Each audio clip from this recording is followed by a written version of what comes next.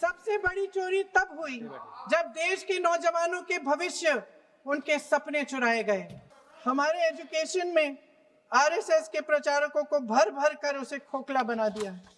Sir अब तो मुस्कुरा लीजिए, भाषण खत्म। धन्यवाद अध्यक्ष महोदय जी, आपने मुझे इस विषय पर बोलने का मौका दिया। कुछ दिनों पहले हम राम मनोहर लोहिया अस्पताल गए थे। पुलिस लाठीचार्ज में घायल दिल्ली की उस छात्र की स्थिति जानने के लिए जो आईसीयू में अपनी जिंदगी की सबसे बड़ी लड़ाई लड़ रही है। हमसे कुछ ही समय पहले आदरणीय स्वास्थ्य मंत्री जी श्री जेपी नड्डा वहां गए थे और उनसे कुछ समय पहले अन्य नेता भी गए।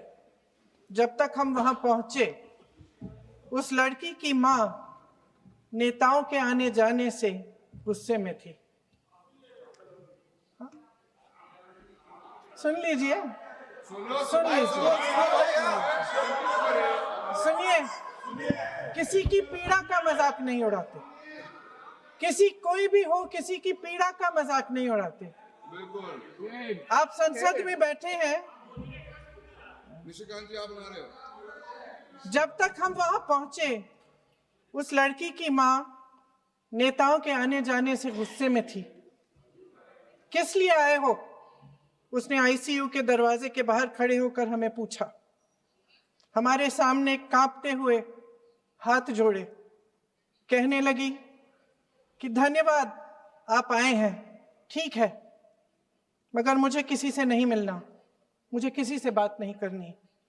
महोदय, उस मां की पीड़ा से उसका पूरा शरीर कांप रहा था, लेकिन उसने दृढ़ आवाज में कहा, सुबह से बड़े बड़े लोग यहां आ रहे हैं, एक के बाद एक वीडियो बना रहे हैं। वह भी आए जिन्होंने मेरी बेटी का ये हाल किया है। किस लिए? उसने हमसे पूछा। किस लिए? मेरी बेटी की बलि तो चढ़ गई है, लेकिन उसे कुछ भी हो जाए तो मैं उसके लिए अपने आप लड़ूंगी। मुझे किसी की मदद नहीं चाहिए, मैं अकेले लड़ लूंगी। महोदय, शायद मुझे यहां खड़े होकर सबके सामने ये बात नहीं कहनी चाहिए, मगर उस मां की गुहार ने मुझे शर्मिंदा किया। उसके दिल के टूटने की वो आवाज जो अस्पताल की दीवारों से में गूंज रही थी, मेरे मन में अभी भी गूंज रही है। इसलिए उस मां की इजाजत लिए बिना मैं आपके द्वारा आदरणीय प्रधानमंत्री महोदय जी और आदरणीय गृह मंत्री महोदय जी से पूछना चाहती हूं कि क्या जरूरत थी एक मासूम बच्ची पर इस तरह दमन करने की? क्या जरूरत थी उन छात्रों पर आंसू गैस चलवाने की, उन पर लाठियां बरसाने की, उन पर वाटर कैनन्स चलवाने की? क्या जरूरत थी उन नौजवान लड़कियों को जलील करते हुए उनके कपड़े फाड़ने की, उनको बेरहमी से गंदी तरह पिटवाने की? देश के युवाओं पर पैलेट गन्स और AK-47 चलवाने की क्या आवश्यकता थी? क्या वे आतंकवादी थे? क्या आतंकवादी हैं? टेररिस्ट हैं? हाँ, कांग्रेस बोल रही है। हाँ, कांग्रेस बोल रही है। जवाब दीजिए, जवाब दीजिए। कांग्रेस बोल रही है, जवाब मांग रही है, जवाब दीजिए।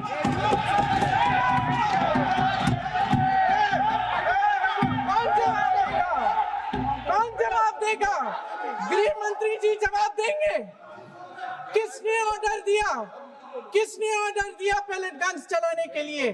किसने ऑर्डर दिया?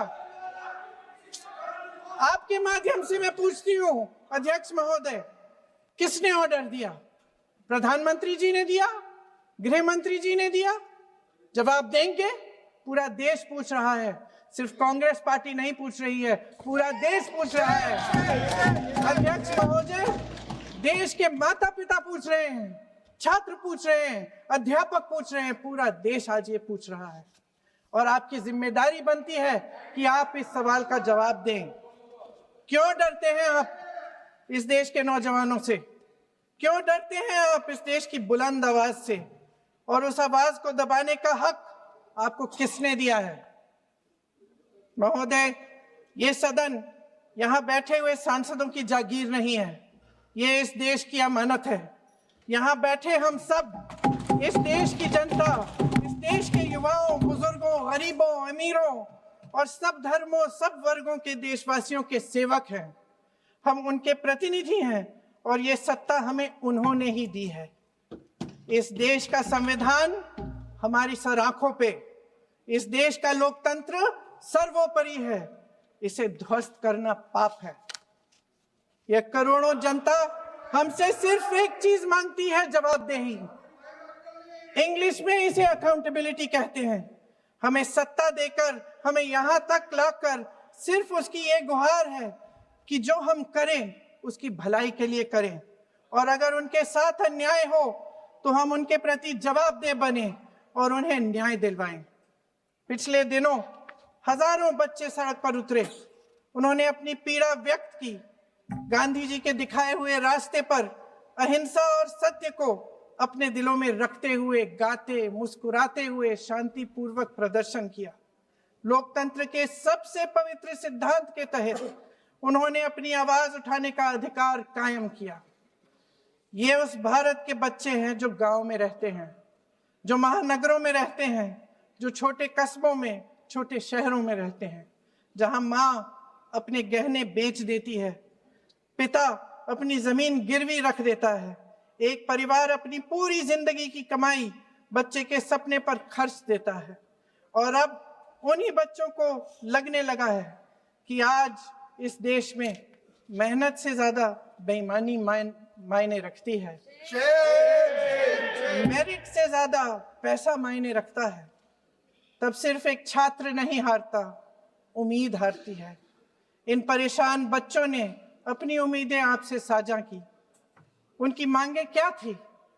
कि पेपर लीक करके उनके साथ जो बार बार अन्याय किया जा रहा है उस पर कार्रवाई की जाए, कि जो सिस्टम उनके भविष्य को कुचल रहा है उसे सुधारा जाए, कि जो माफिया उन्हें घेरे हुए है उसे हटाया जाए, कि जिस मंत्री के कार्यकाल में यह सब हुआ वह इस्तीफा दे, कि उन पर बर्बरता करने वालों पर कार्रवाई की जाए और उसके लिए माफी मांगी जाए। बस यही उनकी मांग थी ना, कि जो शिक्षा और स्वतंत्र अभिव्यक्ति का अधिकार उन्हें संविधान ने दिया है उसे कायम रखा जाए। महोदय, हमारे एजुकेशन सिस्टम में कुछ समय से बहुत खामियां भर चुकी हैं। बच्चों पे जो प्रेशर डाला जाता है उसकी वजह से सैकड़ों बच्चों ने आत्महत्या कर डाली है। उससे भी ज्यादा बच्चे डिप्रेशन में डूब रहे हैं। परिवारों पर बच्चों को पढ़ाने लिखाने के लिए घूस, capitation fees, tuition fees, coaching fees आदि के घिनौने दबाव हैं। लोन लेने पड़ते हैं, सामान बेचना पड़ता है और उसके बावजूद कोई गारंटी नहीं कि उनके बच्चों के भविष्य मजबूत बन पाएंगे, क्योंकि बेरोजगारी चरम पे है। इस सरकार ने रोजगार पैदा करने वाले सभी सेक्टर्स को लगातार कमजोर किया। एग्जामिनेशन सिस्टम खुद फेल हो गया है। पिछले दशक में 152 पेपर लीक हुए, 750 करोड़ छात्र प्रभावित हुए, मगर एक भी दोषी, एक भी माफिया को सजा नहीं।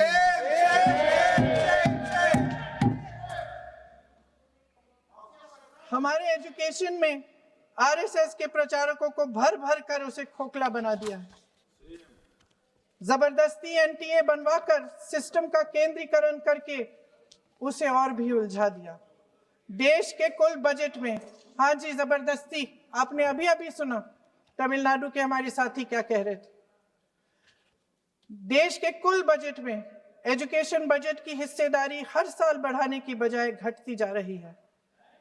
1.4 लाख करोड़ रुपया का पूरा बजट एजुकेशन बजट है और 1.32 लाख करोड़ सिर्फ नीट देने वाले 22 लाख बच्चों के परिवारों से हर साल खींचा जाता है। एक और शर्मनाक आंकड़ा भी है। 1.4 लाख करोड़ रुपया हमारा पूरा एजुकेशन बजट और 16 लाख करोड़ रुपए जो मौजूदा सरकार ने बड़े उद्योगपतियों के लोन माफ किए हैं।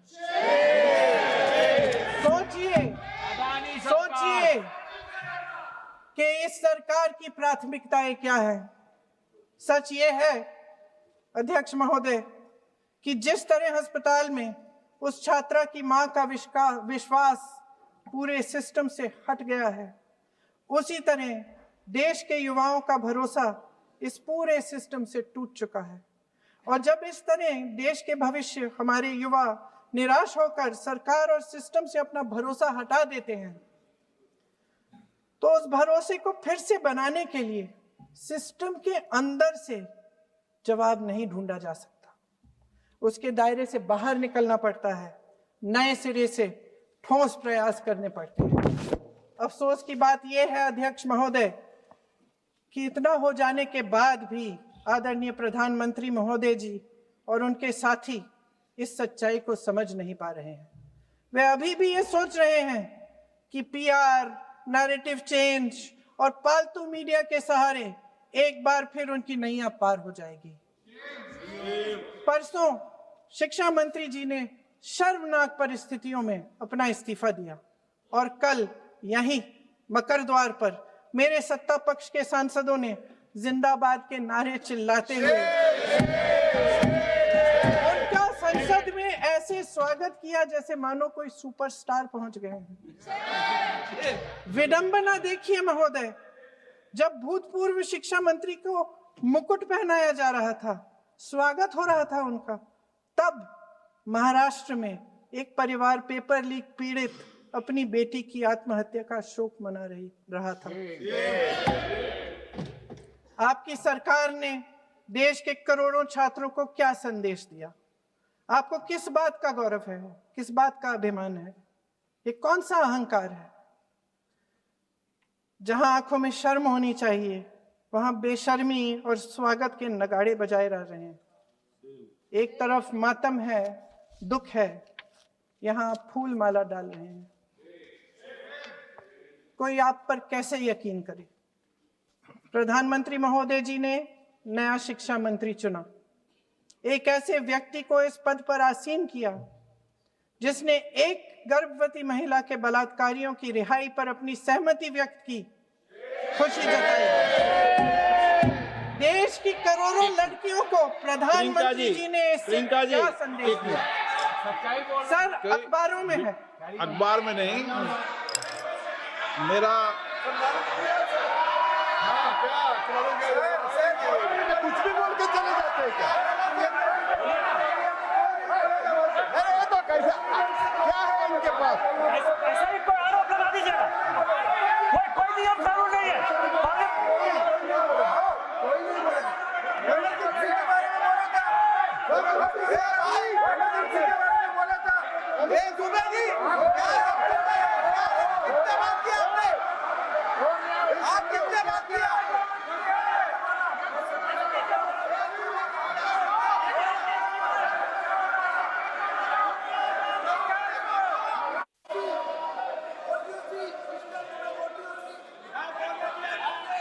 अध्यक्ष महोदय जी, जो श्रीमती प्रियंका वाड्रा गांधी जी बोल रही थी, तो बीच में उनके वहाँ से भी टोका टोकी पहले भी हुए, हमारे यहाँ से भी हुए थे।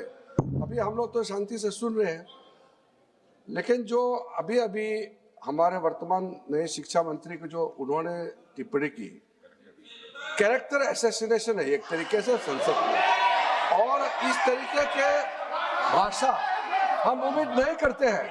मैं इसमें प्रहलाद जोशी जी ने भी खुद कहा है, एक तो उन्होंने प्रियंका जी ने जो गलत बात कही है रिकॉर्ड पे, उसको रिकॉर्ड से हटा दिया जाए।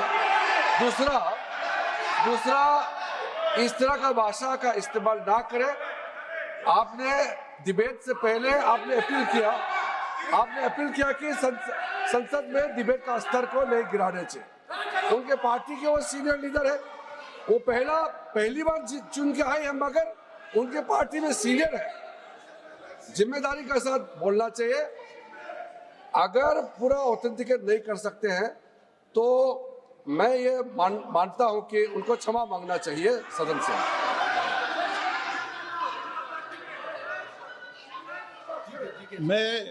मेरा मत ये सदन के अंदर, ये सदन सर्वोच्च लोकतांत्रिक संस्था का सदन है, इसका एक एक शब्द हमेशा रिकॉर्ड में रहता है। मैं माननीय सदस्य से आग्रह करूंगा कि बिना तथ्यों के हमें इस तरीके के सदन के पटल पर बात नहीं होनी चाहिए।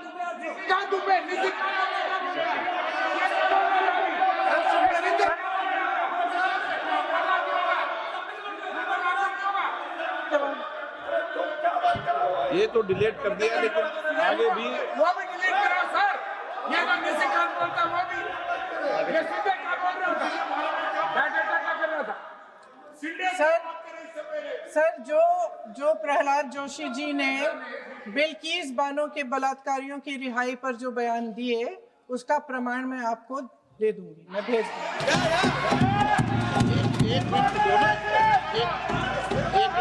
मैं ऑथेंटिकेट करूंगा। स्पीकर का डायरेक्शन 115, उनको पहले ऑथेंटिकेट करने कहिए सर।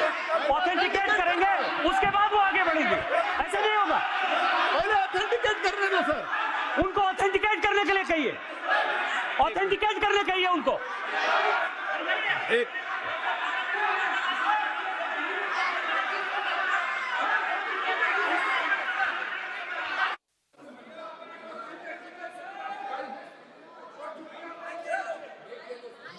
आप उनको बोलने का आप मत करो डिस्टर्ब। मैं एक विषय बता दूं, एक मिनट बताऊं।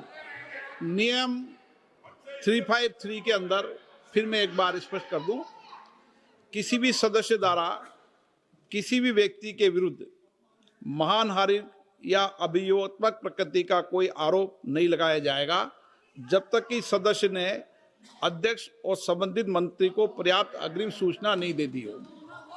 यह व्यवस्था है।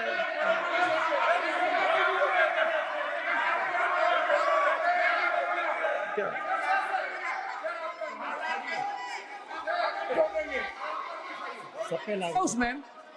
The same house. Honorable Shrikant Dubey told, still that is in the record about Indira Gandhi ji. Still that is in the record. Still that is in the record. Sir, you are not removed, sir. बोलो, आप भी बोल लो। Sir, केसी वेणुगोपाल जी ने जो नाम लिया है और मैं नेहरू जी के बारे में जो बात कहा है मैंने सर, मैं उस पर कायम हूं और मैं किताब जो है ऑथेंटिकेट करने के लिए तैयार हूं। अय्याज थे नेहरू, अय्याज थे। मैं फिर दोबारा रिपीट कर रहा हूं, आई एम अगेन रिपीटिंग। यही फैक्ट है और मैं किताब में ऑथेंटिकेट करके दे रहा हूं। I am authenticating that book.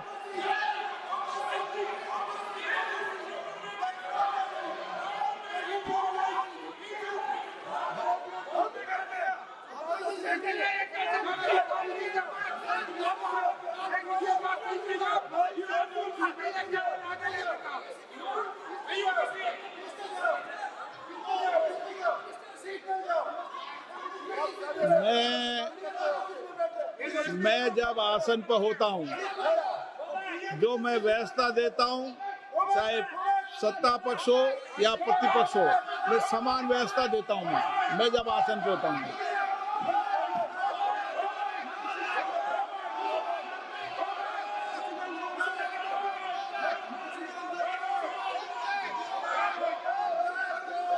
Please बोलने दो। आप उनको बोलने दें, उनको बोलने दें। नो, अरे आप उनको नहीं बोलने देना चाहते? चलिए 114 प्लीज चाहिए। सर प्रियंका जी को ऑथेंटिकेट करना चाहिए और जो मिस इन्फॉर्मेशन कर रहे हैं, नहीं तो मिस इन्फॉर्मेशन के लिए कार्रवाई करना चाहिए सर। क्या कुछ भी बोल के चल सकते हैं क्या? और procedure for the minister the correcting the mistake 114 में अगर वो आपने जो रूल का जिक्र किया 353 में, मुझे कोई नोटिस नहीं दिया है, मैं इधर प्रेजेंट हूँ और मैंने ऐसे कैसे बिना ऑथेंटिकेशन बोल सकते हैं मुझे बिना नोटिस दिए हुए? इसलिए मैं इसको खंडन करता हूं और उसको एक्सपेल करना चाहिए और उनको माफी मांगना चाहिए।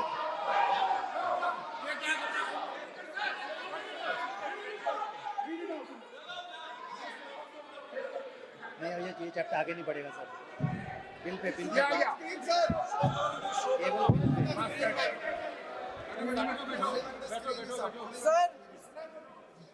Sir here is a newspaper माननीय article. सदस्य,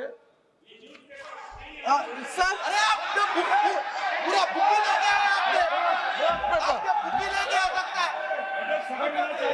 Sir, written by a respected माननीय journalist. सदस्य, I will authenticate using this, sir. आप माननीय सदस्य प्लीज इसको छोड़ दें।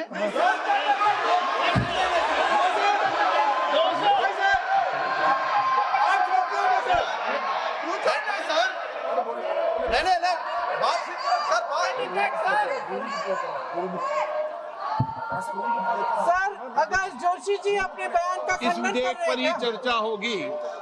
आप इस बयान का खंडन कर रहे हैं क्या नहीं, जोशी जी माननीय से पूछेगा? सदस्य, मैं आपसे फिर आग्रह कर रहा हूं, इस सदन में इस विधेयक पर ही चर्चा होगी। फिर भी नो,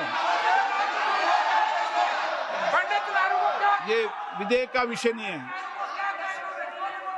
आप नो, आप बोलो तो विधेयक में बोलो, ये मेरी अपेक्षा आपसे। प्लीज सर, कभी- छोड़िए, ये रख दो। इस विषय को छोड़िए।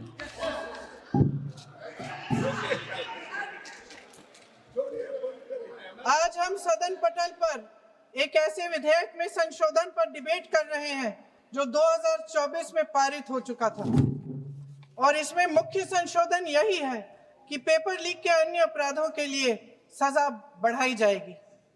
मगर जब से ये विधेयक पारित हुआ, तब से अब तक इस सरकार ने एक भी अपराधी को सजा नहीं दी। आपने देखा है कि कल और परसों से फेस रिकॉग्निशन द्वारा प्रदर्शन करने वाले बच्चों के नाम और पते सार्वजनिक किए जा रहे हैं, मगर यही काम पेपर लीक करने वाले अपराधियों के लिए अभी तक नहीं किया गया। ना इस विधेयक में पेपर लीक रोकने के कोई ठोस कदम है। इससे देश के युवाओं का भरोसा कैसे बनेगा? अध्यक्ष महोदय, आदरणीय प्रधानमंत्री महोदय जी को आपके माध्यम से मैं कहना चाहती हूं कि शायद उन्हें अपने सलाहकार बदलने चाहिए। वे असलियत से एकदम टूट चुके हैं। नई नई कमेटियां बनाने से काम नहीं चलेगा। उनका अध्यक्ष चाहे कोई भी हो। राधा कृष्ण कमेटी भी व्यवस्था में सुधार लाने के लिए बनी थी। आज तक उसकी एक सिफारिश लागू नहीं हुई है, और इस नई कमेटी में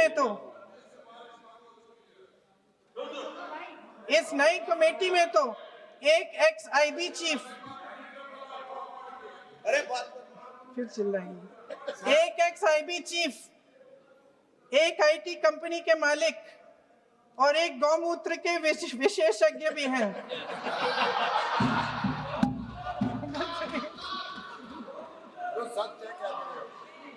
इन्हें शिक्षा के बारे में क्या पता जी? सर, सच है। आप आज मेरे से नाराज हो रहे हैं। बस मुस्कुरा लीजिए। वो आपने भी चुनाव लड़ा।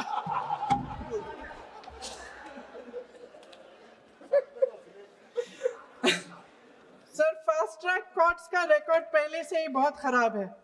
वैसे भी कल की सुनवाई में सीबीआई का वकील पेश ही नहीं हुआ।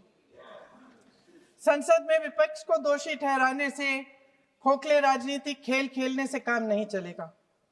आप जेन जी का भरोसा वापस जीतना चाहते हैं तो नए नए एंगल से अपने फोन से नए नए वीडियो बनाने से नहीं होगा।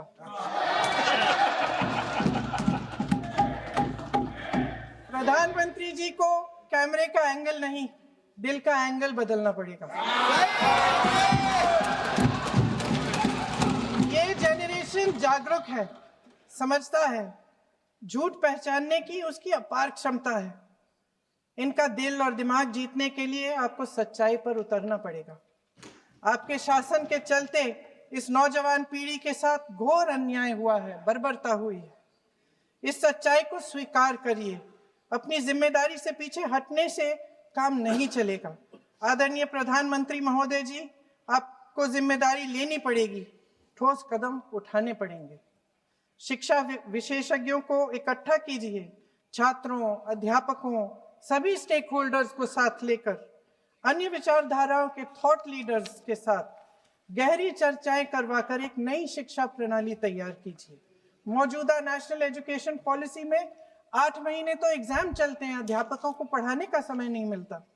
सिर्फ आरएसएस के लोगों से भरने की बजाय सिस्टम को शिक्षित, एजुकेटेड, उन्नत और उदार दृष्टिकोण के लोगों से भी भरिए, जिनकी योग्यता सिर्फ उनकी विचारधारा न हो। रोजगार पैदा करने के सख्त कदम उठाइए, इस पर फोकस करिए। मेडिकल कॉलेजेस की संख्या बढ़ाइए, चिकित्सा शिक्षा का विस्तार कीजिए, ताकि ये बच्चे जो मेहनत कर कर के भी अपने भविष्य नहीं बना पा रहे हैं, एक उज्जवल भविष्य का सपना देख पाए। अध्यक्ष महोदय, छात्रों को सड़क से हटाया जा सकता है, लेकिन उनके सवालों को नहीं। हर लाठी जो किसी लड़की पर, किसी लड़के पर चली है, वे बच्चों की पीठ से ज्यादा सरकार की साख पर पड़ी है। देश के नौजवान न्याय मांग रहे हैं, भीख नहीं। वे यहां सरकार गिराने नहीं, अपना भरोसा बचाने के लिए आए थे। अध्यक्ष महोदय, आपके माध्यम से मैं सरकार को कहना चाहती हूं, अपनी साख बचाइए, अपनी नीयत ठीक करिए, अपनी अकड़ का इलाज कीजिए, अपने वादों पर अमल कीजिए। आपके शासन में हमने बड़ी बड़ी चोरियां देखी हैं। चुनाव में वोटों की चोरी, राम मंदिर में चंदा की चोरी, आपके उद्योगपति मित्रों द्वारा देश की संपत्ति की चोरी, किसानों की जमीन की चोरी, लेकिन सबसे बड़ी चोरी, हाँ ठीक है, सबसे बड़ी चोरी तब हुई। कहिए, बोलिए।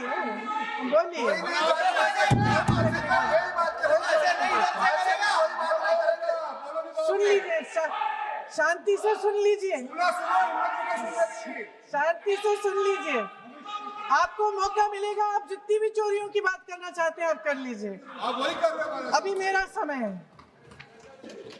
सबसे बड़ी चोरी तब हुई जब देश के नौजवानों के भविष्य, उनके सपने चुराए गए। भविष्य की चोरी, सपने की चोरी किसी भी चोरी से कहीं बड़ी होती है महोदय। अगर देश का युवा निराश हो जाए, अगर देश का युवा निराश हो गया, उसकी उम्मीद टूट गई, तो सबसे बड़ी हार भारत की हार होगी। और हम कांग्रेस और विपक्ष के लोग जान दे देंगे, मगर भारत की हार नहीं होने देंगे। जय हिंद। सर, अब तुम मुस्कुरा लीजिए, भाषण खत्म।